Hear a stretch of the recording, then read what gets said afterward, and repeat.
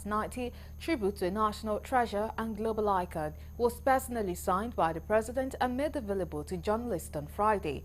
Tinubu expressed his delight to join admirers around the world in celebrating Soyinka, adding that July 13 will be the climax of the series of local and international affairs activities held in his honor.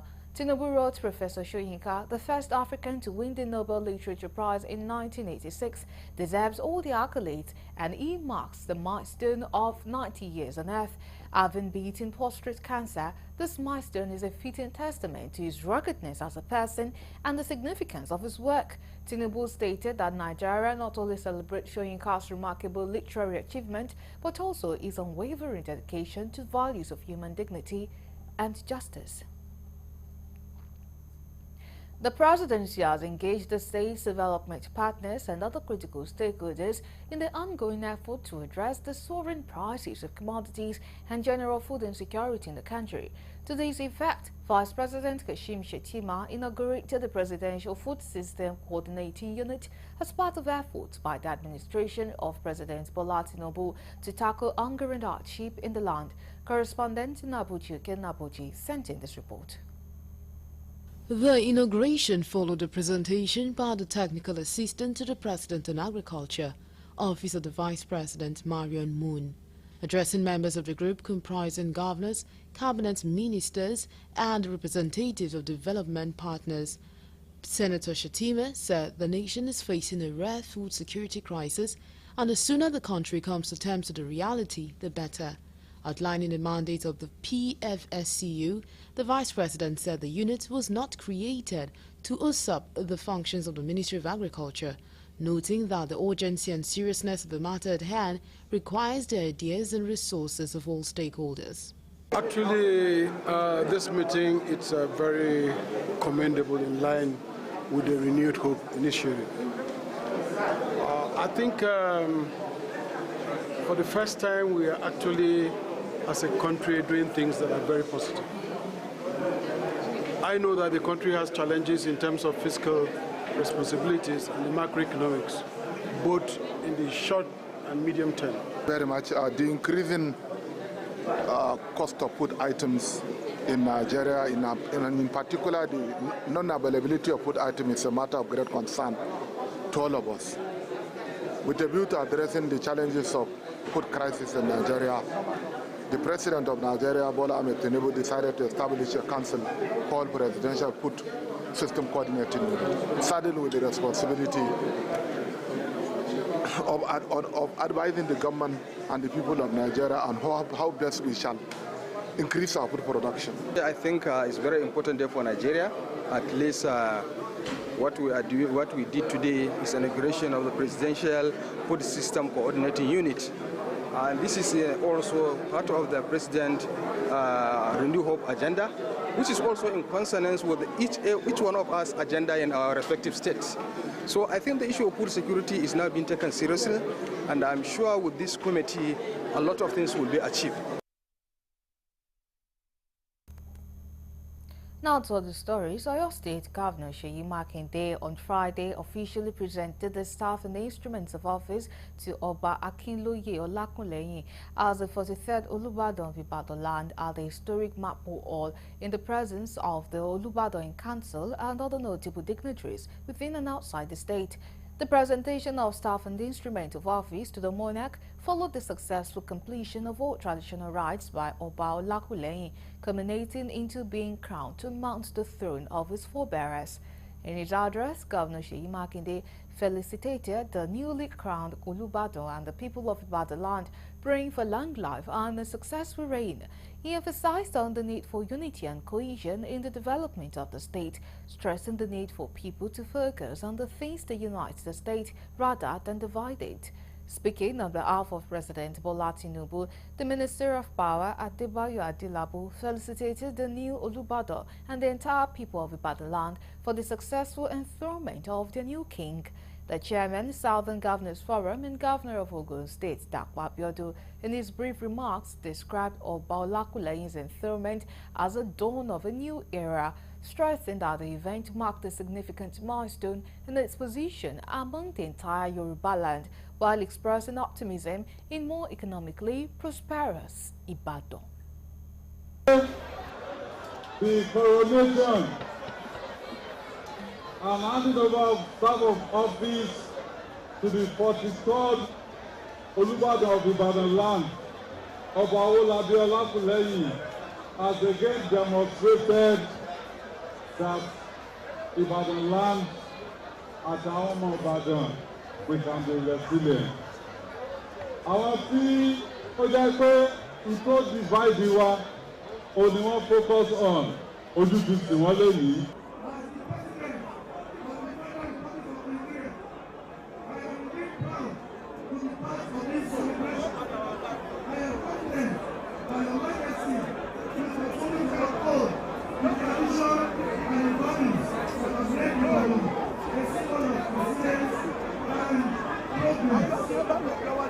That the enthronement of an Oba in a society remains a significant occasion in the history of every community.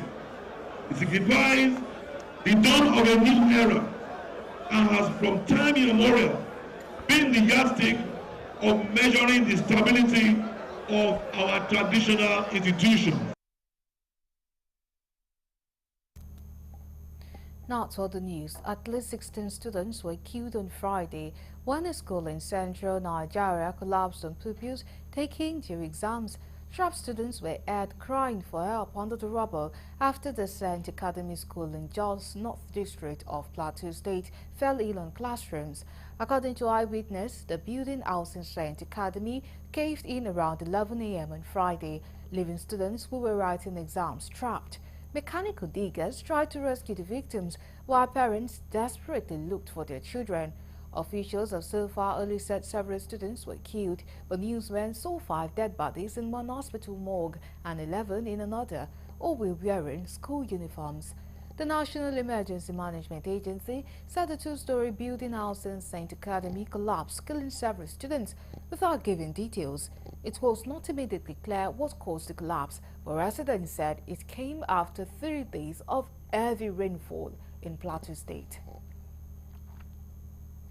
And to other stories, in a proactive move to fortify Nigeria's healthcare infrastructure, the Senate Committee on Health convened a pivotal public hearing to deliberate on 3 significant health bills, sponsored by Senator Onawu Ogocho, Nasarawa South, and Osita Ongo of Enugu West. These legislative proposals aim to address critical gaps in healthcare delivery across the country. Mr. President, the first petition I have here is from Mr. Onyeka Peter Emeka, a staff of Federal Ministry of Agriculture who was employed in 2019, diligently working and worked in FCT before he was posted to Enugu office. Mr. President, at some point, the ministry stopped paying his salaries and there were no explanations, and he's still working till today. He has done everything possible to restore this and feels that at this point that he can approach this hallowed chamber to come to his assistance. Correspondent Kolojo reports that during the public hearing, stakeholders and experts in the health sector underscored the potential of these bills to not only improve healthcare delivery but also generate employment opportunities and foster economic growth across Nigeria. Senator Ipalibo Banigo, representing Rivers Western Chairman of the Senate Committee on Health, emphasized the Senate's commitment to collaborating with the executive arm to ensure the effective implementation of these healthcare initiatives. The National Eye Center DOMA, when established, will help to prevent and treat eye diseases. The center will enhance and train more eye care providers and professionals alike. The center will promote research and innovations in the field of eye care for Nasarawa State and the country. Also, the center, when fully established, will create jobs and boost the local economy, which will have direct positive effect on the national economy. It is a key pillar that supports the aim of promoting improved standard of medical care and well-being. The Nigerian healthcare industry faces challenges associated with outbound medical tourism, inadequate medical personnel, and deteriorating medical infrastructure. According to the International Trade Administration, a country commercial guide for doing business is leading sectors for the U.S. exports and investment.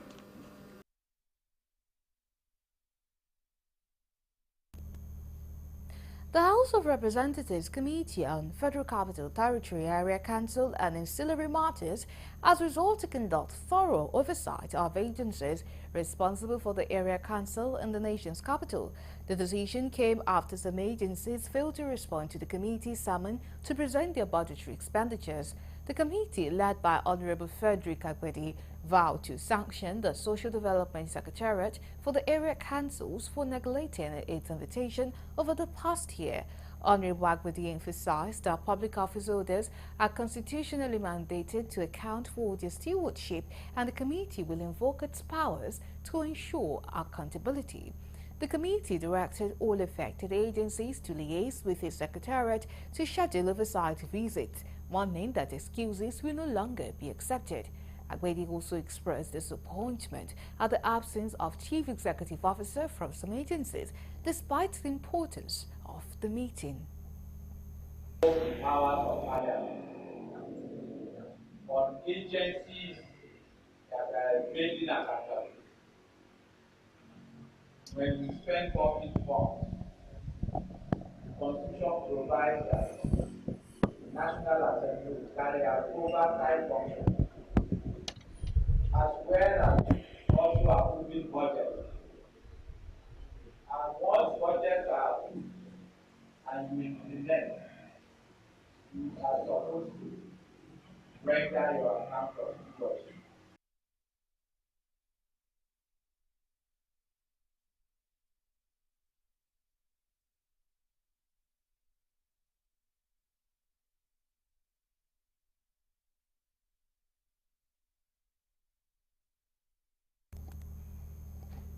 You're still on to the news on Galaxy Television. Coming up next.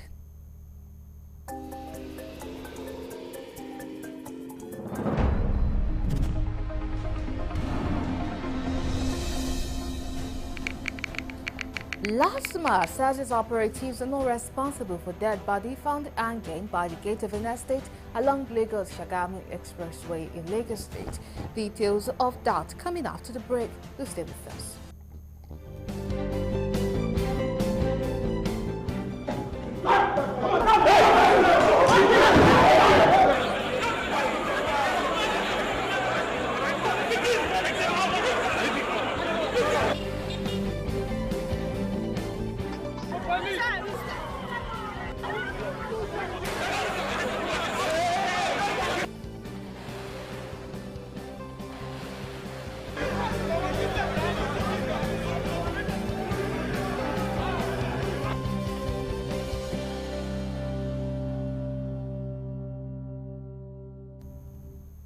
We are glad to have you back. Now, for more updates and latest news, please visit our website www.galaxytvonline.com.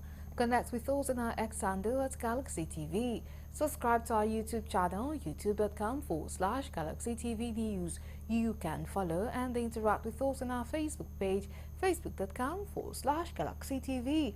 Remember to follow and stalk us on our Instagram page at Galaxy TV.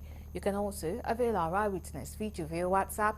If you have breaking news around you, simply share your story by sending short clips or videos of the news on 0818-6666-669. Our social media platforms are user-friendly and can always accommodate your live updates and comments.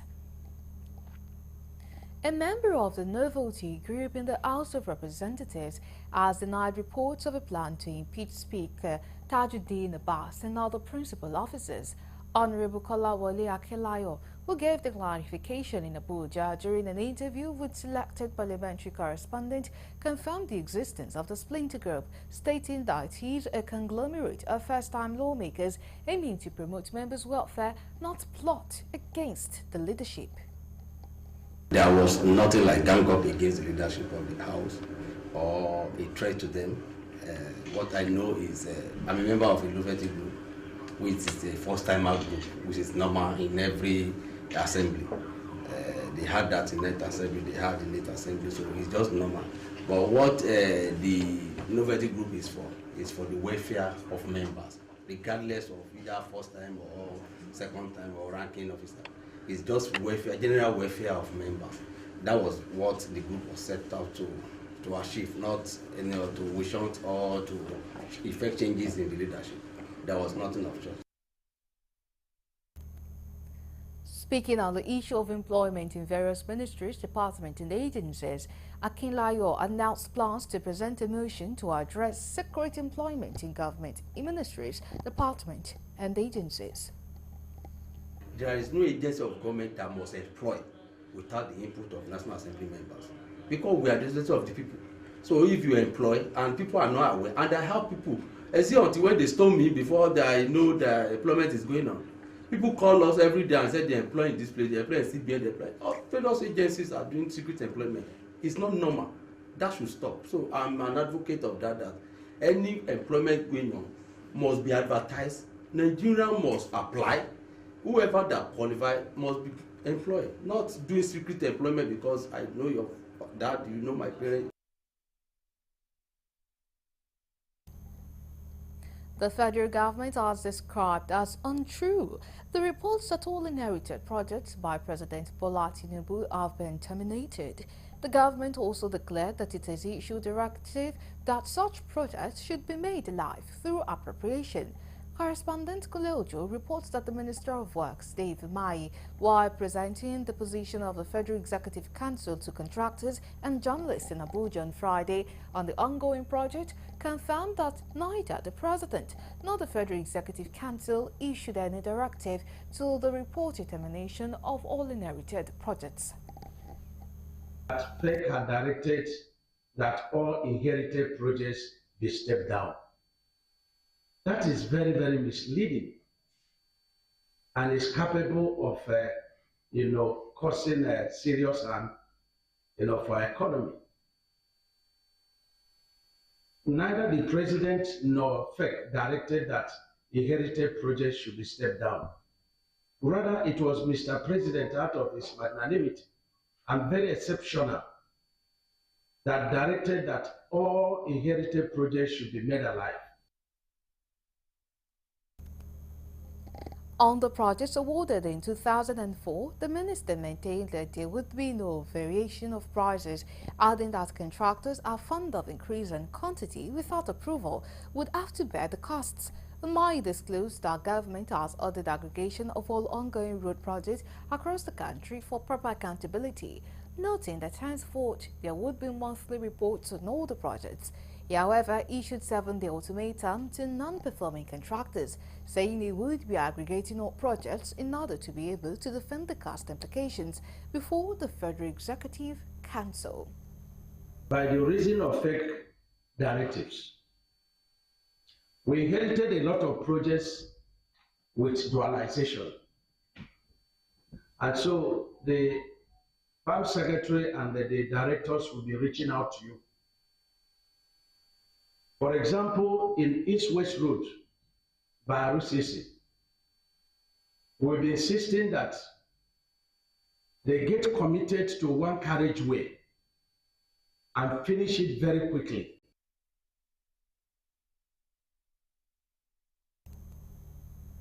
In its bid to improve the quality and make education accessible to all gender in Nigeria, the federal government has indicated its readiness to review its policy on education. The Minister of Education, Professor Tahir Maman, made the disclosure in Abuja while unveiling a project for capacity building for teachers in a bid to promote continuous and inclusive access to safe and quality education for girls in the country. Correspondent Koleojo completes the story. Unveiling the project at the National Conference on Teachers' Education, tagged the teachers we need for quality get child education, the Minister of Education, Professor Tahir Maman, noted that teachers are the heart of any developmental policy implementation and must be given due attention to promote even development. He declared that the present administration under President Bola Tinubu, having recognized this fact, have put in place various measures to improve capacity of teachers, adding that the administration has embarked on the review of education policy in the country and will be unfolded very soon. Also speaking on the Japan-supported project, the Minister of State for Education, Dr. Yusuf Sununu, noted that the project is targeted at addressing serious educational challenges characterized by low educational attainment and the alarming rate of out-of-school children in the country. That is the key thing for us. And we will hopefully, by next week, as I discussed with UNESCO, we are going to put a team together to review the current policy we have on teachers' support and development. We are going to put together a technical committee. We have a new program coming on board.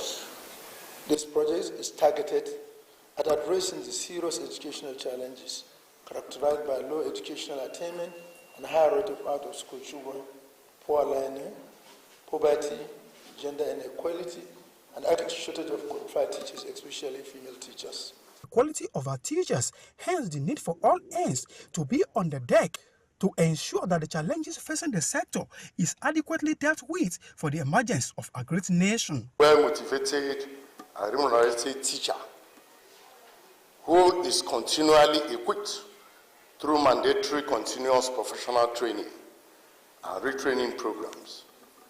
The teacher also needs capacity building and professional development to enhance the quality of education and foster effective teaching.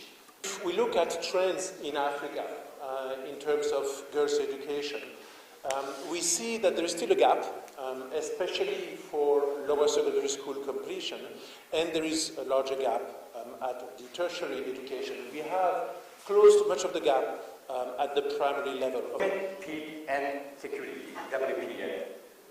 And her message was clear: empowering women and girls is essential for peace and security. So this is particularly important for Nigeria, where security is a pressing concern, to build a peace, sustainable, and resilient society. The high point of the event was the award of scholarship to 10 girls by the Minister of Education. From Abuja, Kunle Ojo, Galaxy TV. Nigeria's endemic corruption has been the country's greatest challenge to its stability, despite anti-graft efforts from the government, which raises questions about the Nigerian institutions' ability to tackle corruption. Our correspondent Nenwarangu Mazaka takes a closer look at the endemic and the lasting solution. The report.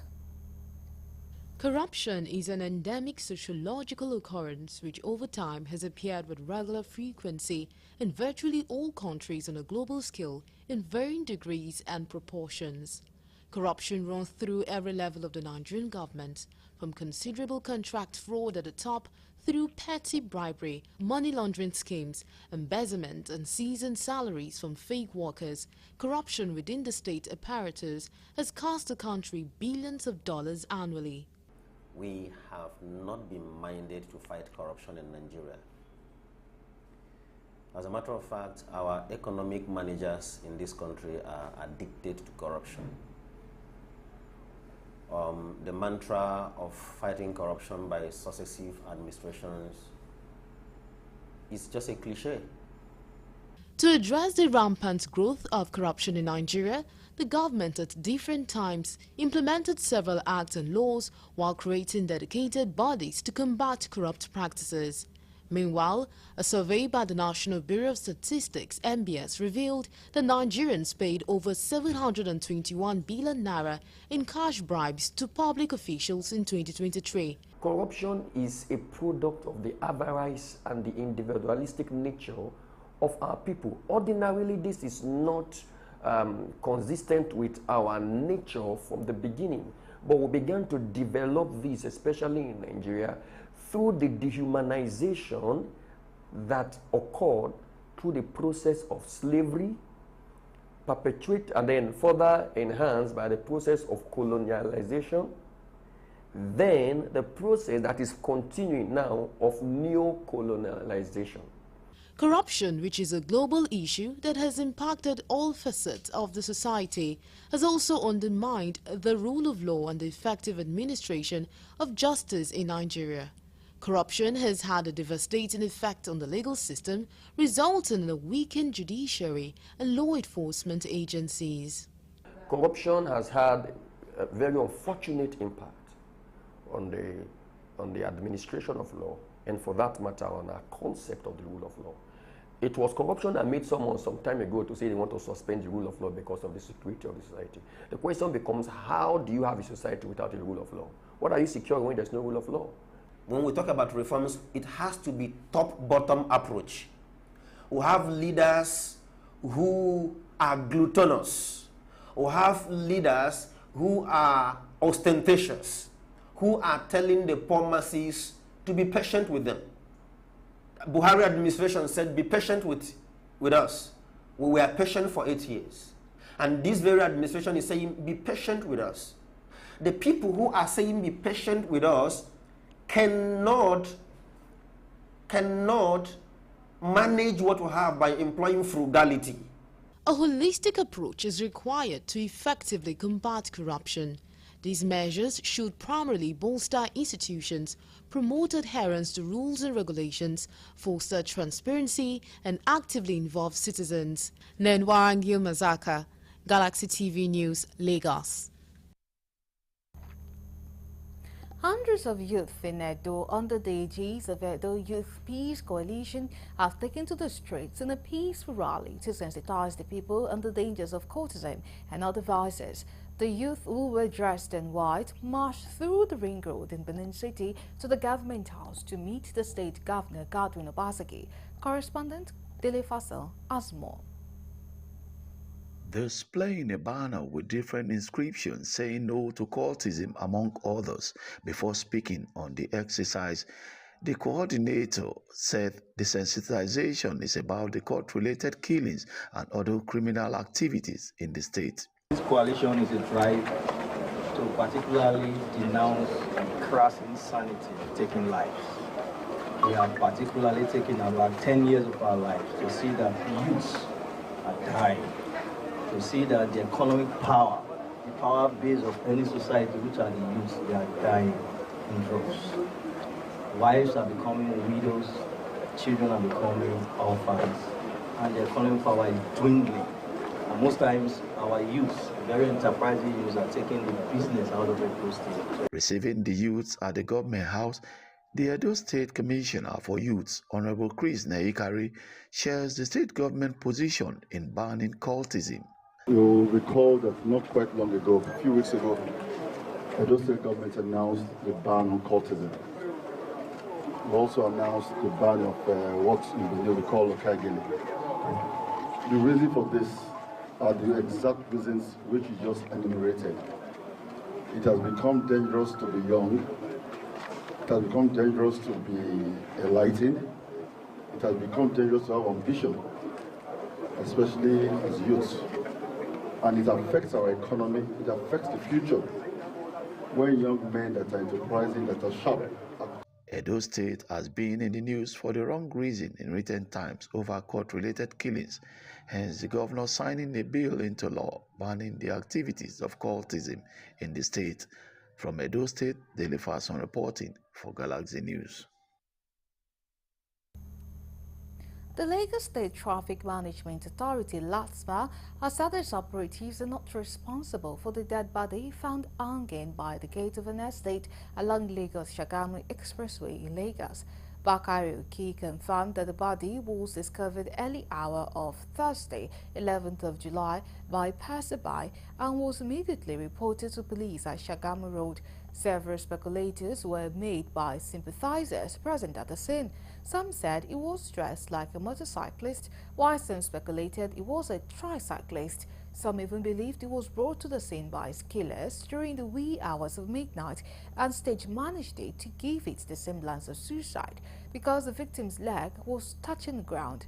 For brevity, no one could really identify him as either an Okada or Marwa rider from among several operators of Okada and Marwa riders who visited the scene. While expressing sympathy to the deceased family, the general manager warned those spreading unfounded reports to verify information before disseminating it. You're still on to the news on Galaxy TV. Let's go on a break. When we come back, the news continues.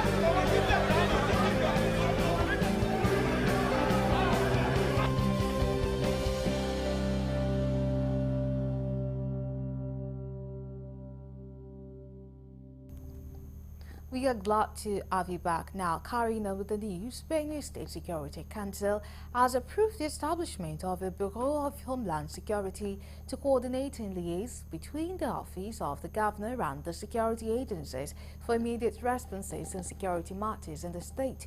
Governor Hyacinth Thalia stated this after a joint security meeting held at Government House Makodi.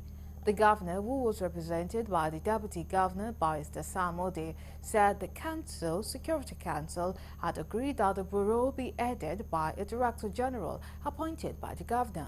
On the recent attacks in the Ukum local government area, the Security Council directed that the curfew in the entire Sankara area of the state continues, further placing ban on protest in the entire axis until further notice. The council also agreed that the judicial panel of inquiry should be set up by the government to look into the destruction of government and private properties in Okum as a result of the recent protests in the area.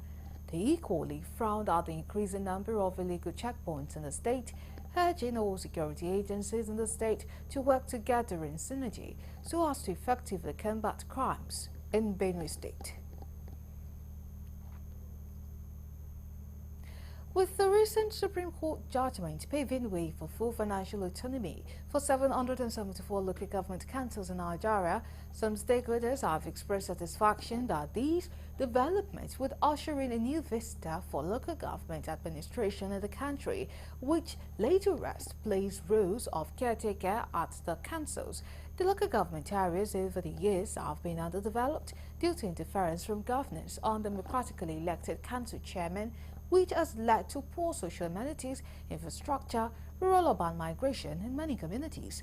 The state chairman of the Nigerian Union of Local Government Employees, NOGE, as well as former council board Salia, all hailed the Supreme Court judgment, stating that with full financial autonomy, there will be rapid development at the local government areas, as the development of resources is without a limit, unlike before where the governors decide. However, observe that this will revamp the socio-economic fortunes of the people. Direct funding has come. At least all the monies, there will be no more jack account. So I believe that this will bring about rapid development of local councils. It will bring the space of development of rural infrastructure, road construction, bridges, market, and what have you. So any amount of money that enters their coffers, I believe that money is given directly without interference from other sources. Meanwhile, a senior lawyer says going by the judgment on the Constitution, the appointment of caretakers at local government councils is undemocratic and illegal. It was an issue, state and local government joint account. The state was taking major decisions. The chairmen do not have the authority to sit in their offices and take absolute decisions. You must refer to the state government and the Bureau for Local Government and Chieftaincy Affairs to make sure that you run. But now the window has been opened. The local government chairman has 100 billion. He can execute projects, pay salary, and execute projects worth 1 billion naira. These are the benefits that the autonomy is going to give. The Supreme Court also ordered that where local governments in position are not elected by the people, such money should not be sent. That is, the money should not be sent to the state until such local governments are manned by people who were actually elected by the people. If you look at Section 1 of the Constitution, it says the Constitution is supreme and no part of the Federation, the government of Nigeria, shall be governed by any other means other than by a democratically elected people. So appointment of caretaker committee is not a democracy. Government at all levels in Nigeria have been advised to put in place appropriate measures in addressing societal challenges, urging citizens to go beyond government support and extend their network to make a positive impact. Addressing journalists on the need for unity of purpose, a social-cultural group with a focus on all ethnic nationalities emphasized the need for government at the center to promote peace, reduce crime, eliminate inequality, provide employment opportunities, increase skilled employees, improve social amenities, and eliminate communal problems. The spokesperson of the group, Omoefe Tawiya, emphasized the need to protect and nurture young and creative minds, shielding them from harmful influences and prioritizing mental health and balance in challenging times. Additionally, he highlighted the importance of quality family time and harnessing the entrepreneurial, social, economic, and intellectual potential of youth to unlock their dynamic capabilities. Challenging times, it is crucial to prioritize mental health and strike a balance. Quality family time is equally important. Take this opportunity to explore and enjoy various aspects of the carnival, filled with laughter and delicious cuisine, sampling delicacies from different regions in Nigeria. The Business Summit is one very, very important aspect of the carnival.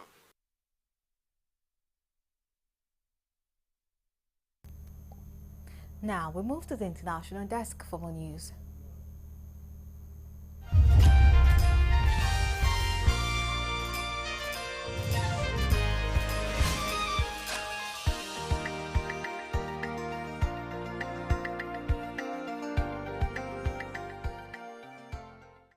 This is news from the international scene. Two buses carrying more than 60 people were swept by a landslide into a rain-swollen river in Nepal, with 3 survivors rescued after swimming to safety. The vehicles carrying at least 65 people between them were swept off the Narayangat Lane highway near Simata, about 220 kilometers west of the capital, Kathmandu, early on Friday.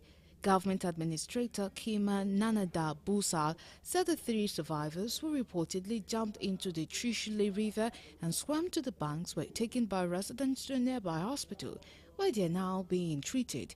Authorities mobilized the military and police to search for the missing passengers, but the continuous rain was making rescue efforts difficult, with landslide blocking the route leading to the area in several places, said Busal.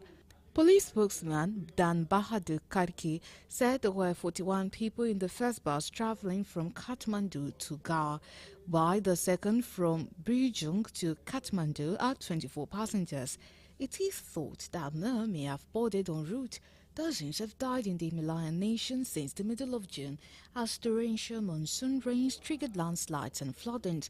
In Kaski district, 150 kilometers west of the capital, 10 people were killed when landslide washed away 3 houses, Kariki said. At least 4 people have died while attempting to cross the English Channel from France to Britain, according to the French Coast Guard. The inflatable boat capsized off the coast of Boulogne-sur-Mer in northern France at about 4:30 a.m., a Coast Guard spokesperson said on Friday. 63 people were rescued in an operation involving Navy vessels, a fishing boat and a Navy helicopter. They were returned to Boulogne-sur-Mer and attended to by emergency services and provided temporary shelter. The prefecture responsible for the north of France said a French Navy patrol boat spotted the overcrowded vessel early on Friday as it deflated off the coast. Many people were in the water, the statement said. Thousands of people arrived in Britain every year on small boats, which are usually flimsy inflatable dinghies. The United Kingdom's new Prime Minister, Keir Starmer's government, announced plans this year to deal with the influx of small boats crossing from France through the dangerous waters after scrapping the former Conservative government's Rwanda deportation plan. Authorities in Niger have declared a curfew in the volatile Tillaberi region after several prisoners escaped from a heavily fortified jail known to jihadists.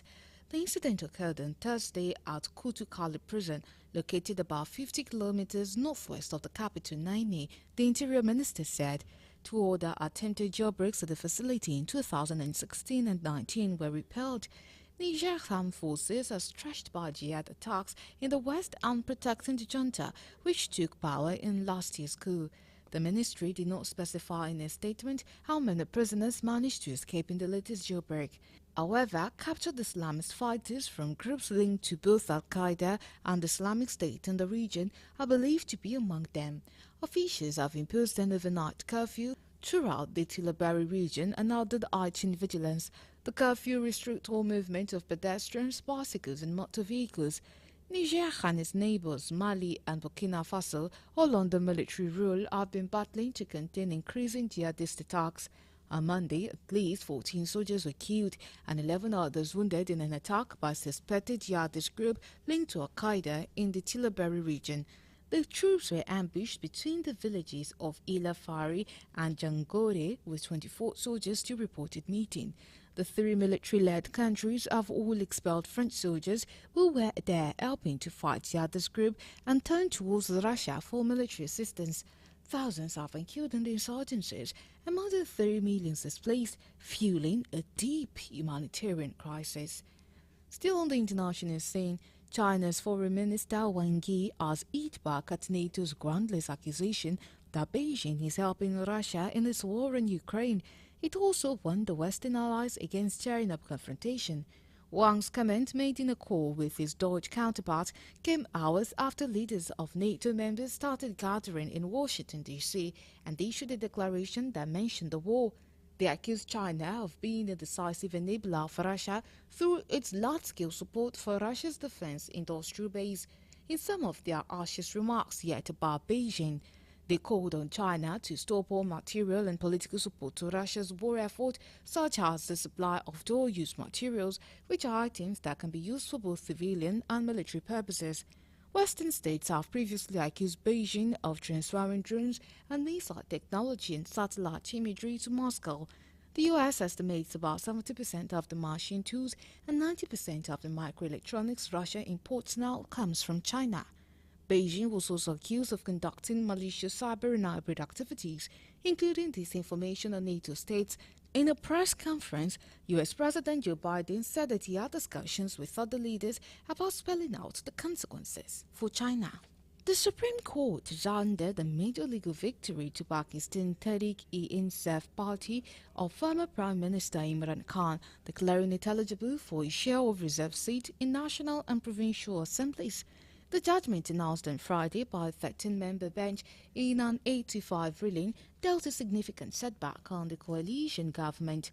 The case was filed by the Sunni Ittihad Council, a political party that PTI-backed candidate had joined after the February 8 general elections, which they were compelled to contest as independents.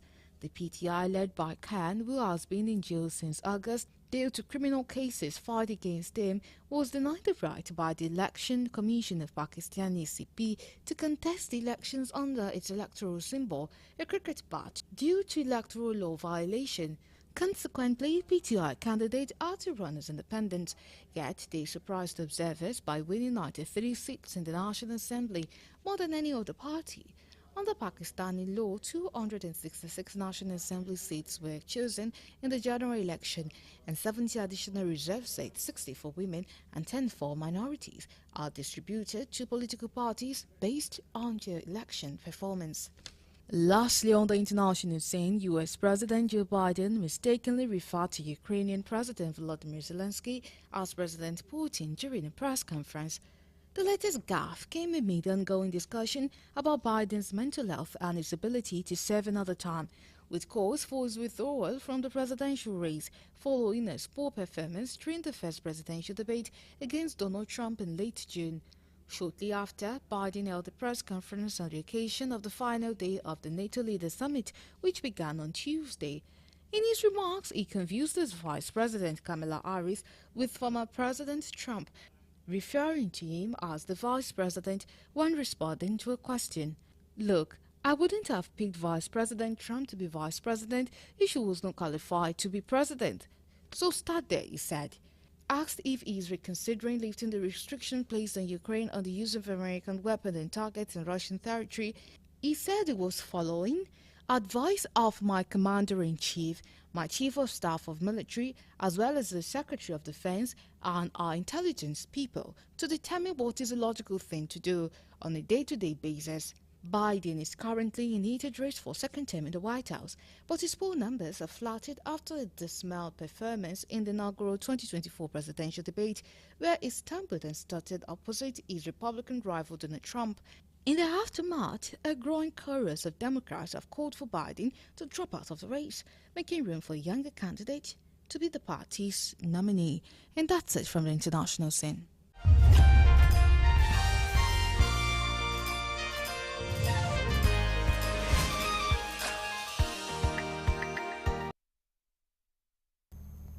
Coming your way next, entertainment news.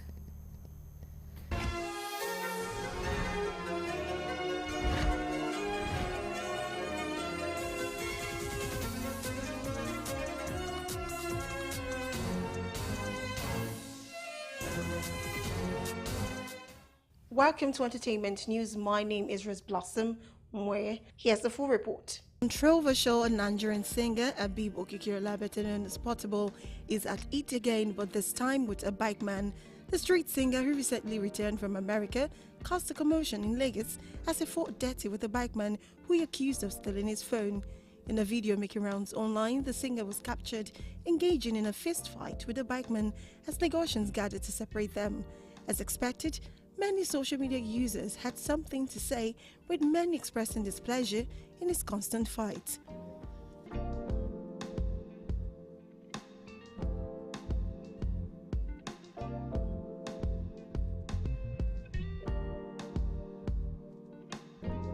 Another celebrity wedding is coming soon as Nigerian singer and internet sensation Yemili and his girlfriend Tayo are set to tie the knot. The lovebirds, who are keeping things low-key, are currently sharing wedding invites to their inner circles. One of their guests via a Snapchat page shared a clip of her wedding invites, which came in a bag with ashrebi and more. As many flooded the comment section congratulating the couple, others lamented their single status. Last week, it was alleged that the couple are expecting their first child. However, Yemili had shut down the report, informing the blog that information was false.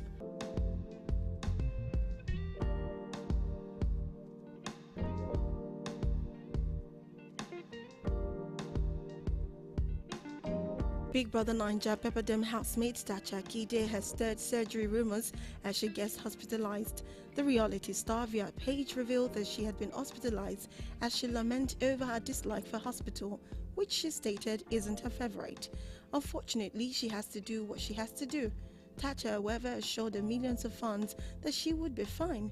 Taking to a comment section, many questioned if the reality star was getting a BBL, Brazilian butt lift, while others lamented over a luxurious hospital room. In February, Tacha shared an insightful, beautiful journey on her Instagram page. She has shared photos of herself getting Botox and fillers, while some fans encouraged and hailed her for the procedure in a comment section, others chastised her.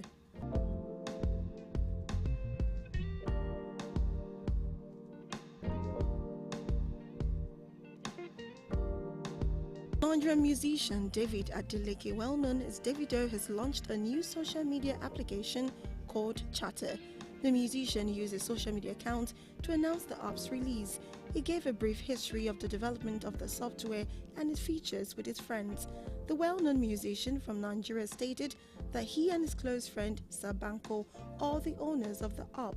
The music icon posted information about Chatter, a social audio-visual utility platform that connects content creators to a lively community and help them magnify their voices. Nevertheless, the app's user base extends beyond the content producers. It also caters to those who are wanting to network and those who are business-minded. In the past 8 months, Davido has undertaken 3 internet projects. Recall that the musician introduced his cryptocurrency. However, the Davido coin fell a few days after a launch, prompting some cryptocurrency fans to call it a scam and a rug pull.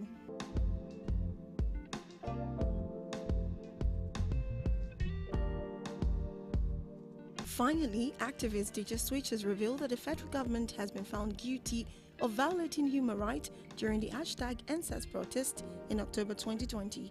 According to the activist, the federal government has been found guilty by the Community Court of Justice of the Economic Community of West African State, ECOWAS. The Nigerian government's action, particularly its brutal and excessive use of force at the Lekki toll gate in Lagos, was denounced by the court in a scattered verdict on Wednesday. This action was deemed a flagrant violation of numerous international human rights standards, including Article 1, 5, 6, 9, 10, and 11 of the African Charter of Human Rights and People's Rights. The Nigerian government was ordered by the court to provide 2 million naira in compensation to each victim, including DJ, without holding back. 3 powerful plaintiffs, DJ Switch, Perpetual Kansi, and Dabira Oluwa Adeyinka, filed the action, a serious claim against persecution. DJ Switch welcomed the ruling on the X platform, calling the day she rendered as one of the best days of her life since the horrific event, and expressing her immense happiness.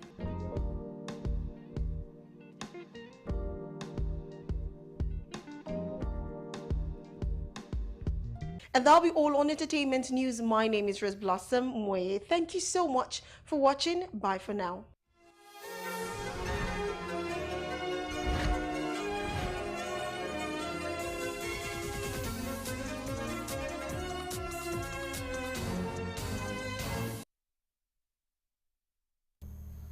And that is all we have for you. We thank you so much for watching. My name is Eriba Mr. Lakol. Do have a great